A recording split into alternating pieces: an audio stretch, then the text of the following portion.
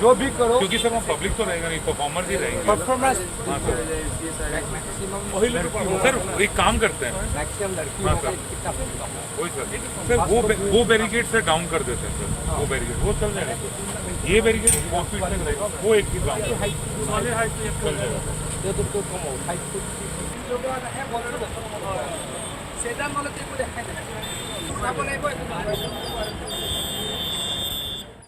এগৰাকী অসমলৈ আমাৰ পৃথিৱীৰ উচ্চ পৰ্যায়ৰ অতিথিৰ আগমনৰ সম্ভাৱনা আছে। তাৰ প্ৰতি লক্ষ্য ৰাখি সেই অতিথিগৰাকীক আদৰিবৰ কাৰণে আমি অসম প্ৰস্তুত হৈছোঁ। মাননীয় মুখ্যমন্ত্ৰী ডাঙৰীয়াৰ নেতৃত্বত, আমাৰ দেশৰ মাননীয় প্ৰধানমন্ত্ৰী ডাঙৰীয়াৰ নেতৃত্বত পৃথিৱীৰে এগৰাকী অতি উচ্চ পৰ্যায়ৰ অতিথি অসমলৈ অহাৰ যি সম্ভাৱনা, তাৰ প্ৰতি লক্ষ্য ৰাখি আমি তেখেতক আদৰাৰ কিছু প্ৰস্তুতি আমি কৰিছোঁ।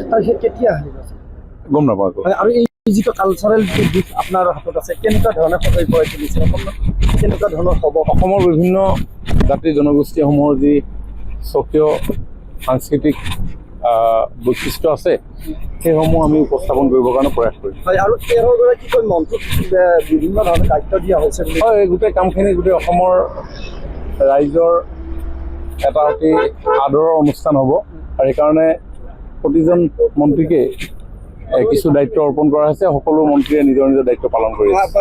এই প্ৰধানমন্ত্ৰীগৰাকীৰ আগমন অসমবাসীৰ কাৰণে আচলতে বিশেষ, কেনেকুৱা বিশেষ হ'ব?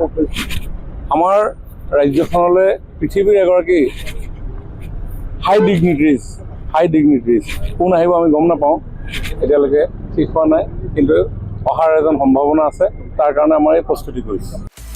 আপুনি বিচৰা বাতৰি পাব কেৱল নিউজ 18 এপত।